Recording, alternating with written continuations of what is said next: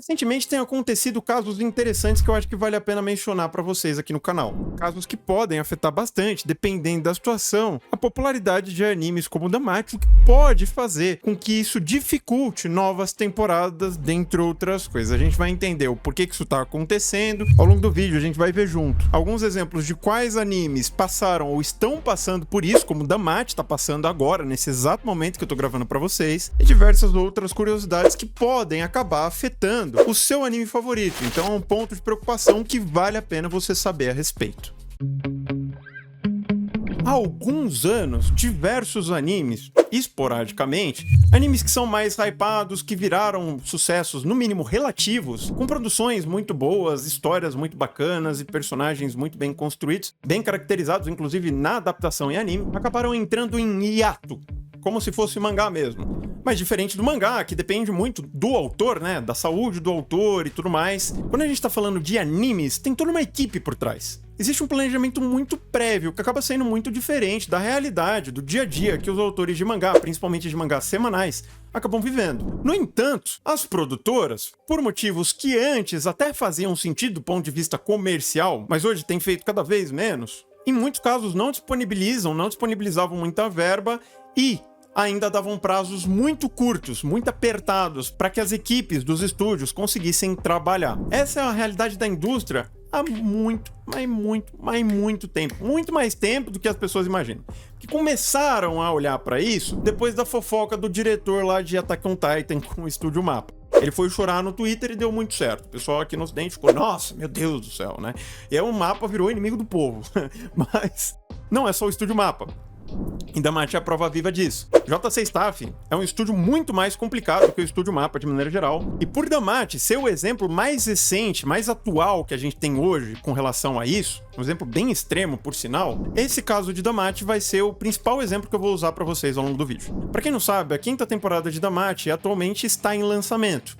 Ou melhor, ainda está em lançamento, porque dos 15 episódios que já estavam programados, logo depois da transmissão do episódio 11, eles anunciaram que eles não iam dar conta de entregar o episódio 12, 13, 14 e 15 dentro do prazo estipulado. E com isso, vai destacar, para evitar maus entendidos, alguns pontos muito interessantes. O primeiro deles é que, como isso foi um imprevisto por conta de falta de planejamento, prazo apertado, provavelmente imprevistos relacionados a muitos dos freelancers. A gente vai entrar em detalhes mais pra frente. Mas enfim, essas questões, dentre outros fatores, dependendo do caso, porque dentro do caso é igual, não existe um padrão fixo para esse tipo de coisa, acabam sobrecarregando ainda mais a staff. Não é como se esse tempo a mais fosse folga pra staff fazer com calma. Normalmente não é assim que acontece. Porque, gente, de verdade, para chegar nesse ponto, significa que esse pessoal já tava se matando de trabalhar muito mais do que deveria, muito mais do que o saudável pede, e mesmo assim, não estava dando conta de cumprir com os prazos. Para vocês terem ideia do tamanho do pepino que isso costuma ser, certo? Esse é o primeiro ponto. Para piorar a situação, por via de regra, independentemente da quantia, ou seja, do valor que eles vão ter que desembolsar a mais para bancar esse atraso na produção, o custo operacional para produzir o anime sempre vai aumentar. Sem mencionar que isso tende a prejudicar um pouco a margem de lucro, não só porque aumentou o custo, mas também porque diminui a audiência, pelo menos a curto prazo. Os animes, eles conseguem performar bem a médio e longo prazo. Ninguém tá falando que não, mas a audiência a curto prazo, que acompanha semanalmente, ou pela TV lá no Japão, ou pelas plataformas de streaming, são uma fonte de renda importante para os investidores que bancam esses projetos. O quanto isso vai prejudicar? Não tem como a gente medir. Isso quem sabe são as empresas. O que dá para eu afirmar para vocês é que isso varia de caso a caso. Nem todo caso vai ser muito ruim, a maioria não é, e é justamente por isso que tá virando cada vez mais comum esse tipo de hiato, esse tipo de atraso, por falta de planejamento, dentre outras coisas. Independentemente se é poucos episódios, como o caso de Damacy 86, independentemente se é muito tempo, como Nier Automata e Maouga Queen, independentemente se é pouquíssimo tempo, como muitos animes fazem, inclusive Arifureta, essa última temporada, entre o episódio 10 e o episódio 16, não vou me lembrar mais ao certo, ficou uma semana sem passar, justamente por causa de problemas de produção. Mas o terceiro ponto é o mais importante de todos, porque é isso que acaba explicando os demais pontos que eu levantei até aqui. Todos esses problemas costumam acontecer por dois motivos. E esses dois motivos estão relacionados ao babaquismo de empresa japonesa. Por quê? De um lado, a gente tem as produtoras, que são empresas diversas, não necessariamente precisam ser empresas especializadas em produzir anime, como a Aniplex e Kadokawa. Podem ser empresas menores, como a Toho, que também são especializadas nisso, e podem ser empresas que fazem outras coisas, mas que têm muito dinheiro para investir em outros projetos que não têm relação direta com o core da empresa, ou seja, com o negócio principal deles, certo? E por que isso é importante? Porque normalmente é esse grupo de empresas que define orçamento, que estipula prazo, que exige o padrão de qualidade X ou o padrão de qualidade Y, onde vai ser publicado, como vai ser publicado. Então não, gente, não é o estúdio que decide se ele vai fazer A ou B. Existem casos onde isso de fato acontece, existem casos onde o estúdio também produz o anime, né, banca os custos de produção, mas são casos mais raros. Na maioria dos casos, o estúdio só executa dentro do que é combinado, dentro do que está estipulado no contrato. E agora que a brincadeira começa a ficar interessante, porque isso não significa que esses estúdios não têm responsabilidade por muitos dos problemas que acontecem relacionados ao atraso. Não sei dizer se a maior parte ou a menor parte dos casos, mas em boa parte dos casos, eles têm culpa, sim, pelo menos parcial. Porque, primeiramente, o estúdio ele tem a opção de recusar. Se a produtora ela faz um mau acordo pro estúdio, o estúdio ele tem todo o direito do mundo de recusar. Existem vários estúdios que são tidos como estúdios premium, por exemplo, KyoAni, Ufotable, que provavelmente, com uma certa frequência, acabam fazendo isso. Eles escolhem o que eles vão fazer. E eles só aceitam coisas que eles acham que vão dar conta de fazer. Porque eles prezam muito mais pela credibilidade que o estúdio tem do que pelo dinheiro imediato que eles vão ganhar fazendo qualquer coisa. Igual o Jin faz, igual a JC Staff faz, igual a Madhouse fez por muito tempo, igual o Mappa faz, dentre outros.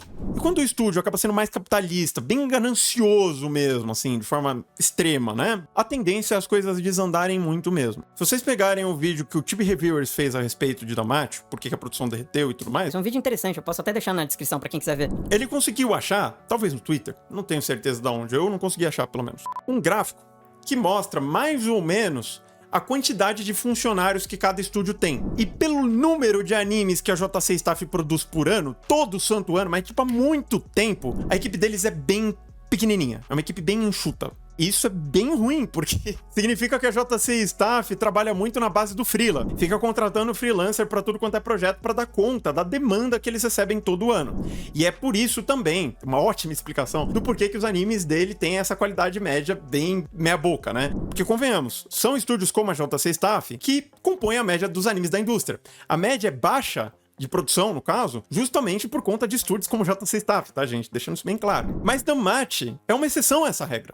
Damacy e Toaru, principalmente o Railgun, são as duas únicas exceções do JC Staff, praticamente. São as únicas coisas que são feitas com devido carinho. E são os carro-chefes que praticamente todo estúdio que quer permanecer ativo, né, quer permanecer vivo no mercado tem, e eles não querem abrir mão. Justamente por conta disso, que eles deveriam dar conta de entregar os 15 episódios sem complicação. Mas é um estúdio tão bagunçado que nem isso eles deram conta de fazer. É loucura! É loucura, gente. Eu tô puto falando pra vocês, porque realmente não é saudável, sabe? Muitas pessoas acham que os estúdios eles não têm culpa nenhuma, que eles são só um bando de vítimas das grandes corporações japonesas que bancam os animes, e não é verdade. Tem muita gente que acha que os animadores têm muito mais autonomia do que eles de fato têm, sabe? Da mesma forma, tem muita gente que acha que os diretores têm muito mais moral do que eles realmente têm. Pouquíssimos diretores têm moral pra bater de frente com a empresa, gente. Pouquíssimos mesmo. Então... é muito complicado. É muito complicado. E isso afeta a saúde de quem trabalha, isso afeta a rotina de quem acompanha semanalmente, igual a mim.